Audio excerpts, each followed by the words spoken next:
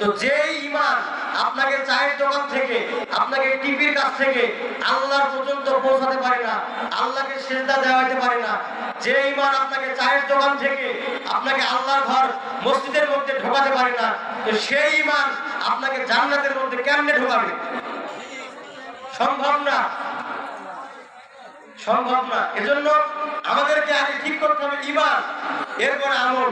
আল্লাহ রাব্বুল আলামিন, আমি কোরআনুল কারীমের ফুল কোরআনুল কারীম পড়ে দেখেছি, আল্লাহ তাআলা যত জায়গায় বলেছেন ইল্লাল্লাযীনা আমানু, ইল্লাল্লাযীনা আমানু, তত জায়গায় বলেছেন তারপরে ওয়া আমিলুস সালিহাত।